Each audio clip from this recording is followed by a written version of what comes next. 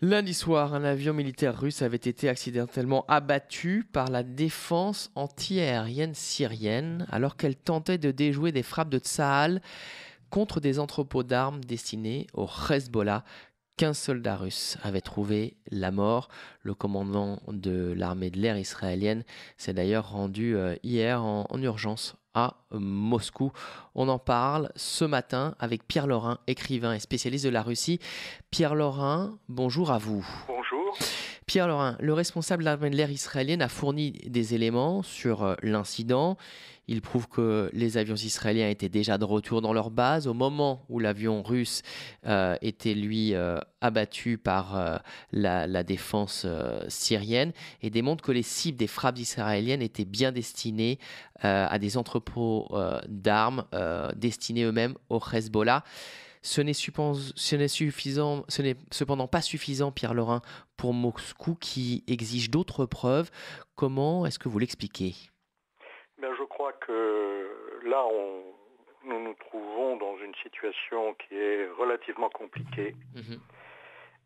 aussi bien pour Tel Aviv que pour Jérusalem, pardon, que pour Moscou, simplement parce que les relations entre Israël et la Russie sont bonnes, que l'entente militaire dans la région est exemplaire, en particulier grâce au système de communication pour éviter les incidents dangereux, et que cet incident remet tout en question.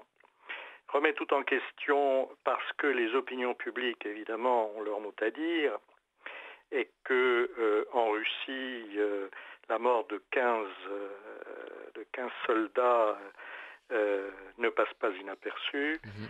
qu'il est difficile d'éteindre tout de suite l'incendie que cela provoque et qu'il va falloir un tout petit peu de temps pour que les tensions s'apaisent.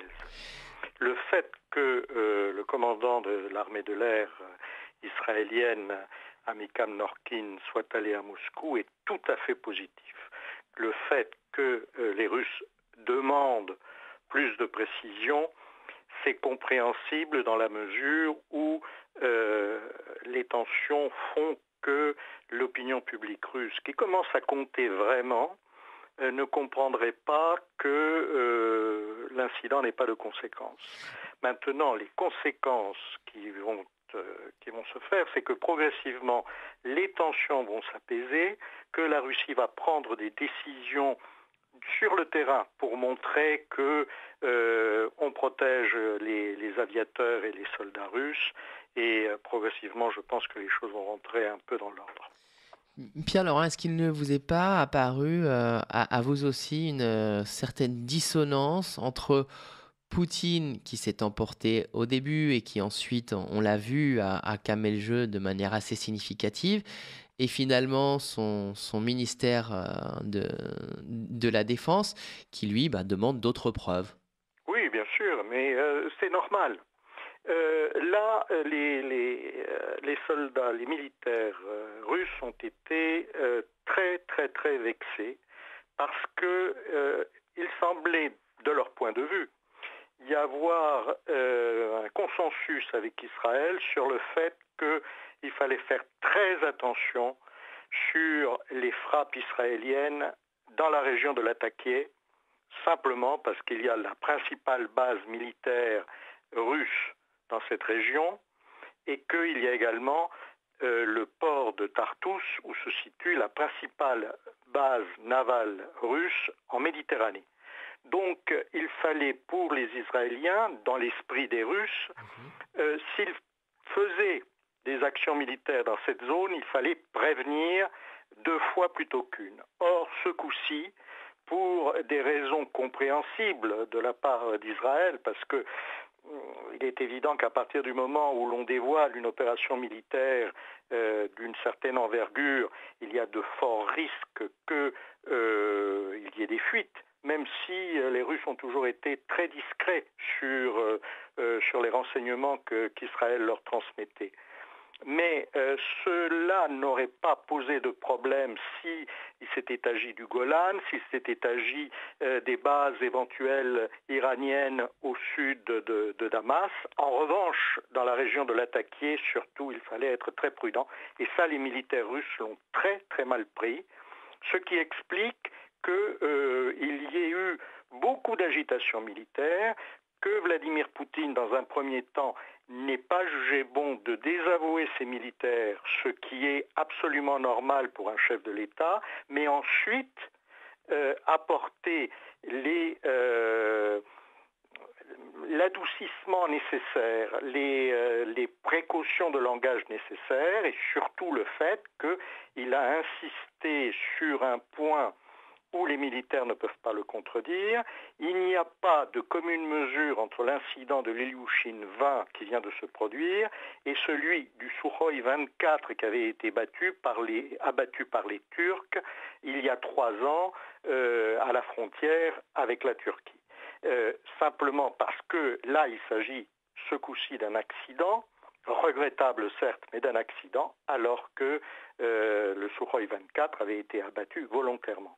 Donc, de ce point de vue, il y a l'obligation pour les militaires russes de tenir compte de cela et donc d'adoucir leurs critiques, ce qu'ils ont fait d'ailleurs. Mais il est évident qu'ils ne peuvent pas, du jour au lendemain, alors qu'ils sont sous le regard non seulement de l'opinion publique russe, mais de l'opinion publique du monde entier, faire comme si rien ne s'était passé. Donc, il y a forcément encore des rugosités à aplanir, et je pense que le Premier ministre israélien et le président russe vont s'employer à cela, et la conversation téléphonique qu'ils ont eue était, de ce point de vue, assez positive. Pierre Laurin, le journal israélien Le Post de ce matin pose la question à savoir, est-ce que Poutine ne joue pas un double jeu, créer une crise pour protéger ses intérêts en Syrie, comme s'assurer de rafler les chantiers de reconstruction du pays une fois la guerre civile terminée. Et donc le Post dit que pour ce faire, mieux vaut montrer à Damas et à l'Iran que l'on se place plutôt contre Israël. Quelle est votre position là-dessus ?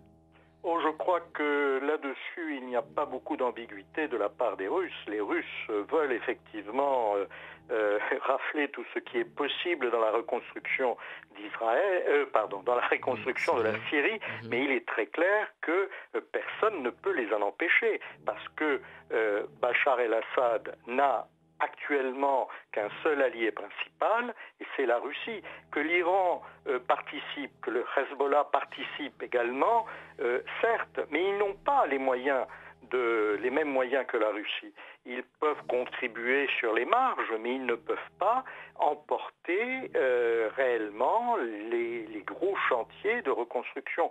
Donc par conséquent, il n'y a pas d'enjeu sur ce point de vue-là. En revanche, il n'échappe à personne, ni au Hezbollah, ni à l'Iran, que les relations entre Moscou et Israël sont des bonnes relations.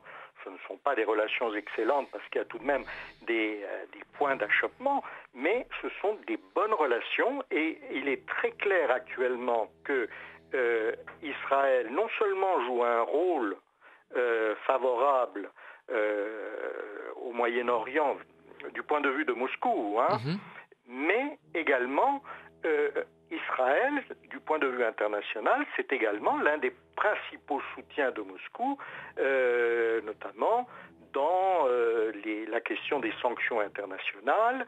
Les États-Unis et l'Europe occidentale se sont lancés dans un processus de sanctions contre la Russie, alors qu'Israël ne l'a jamais fait, et que Israël considère que les affaires des intérêts de la Russie en Europe sont les intérêts russes et que l'Israël n'a pas à se mêler de ce dossier.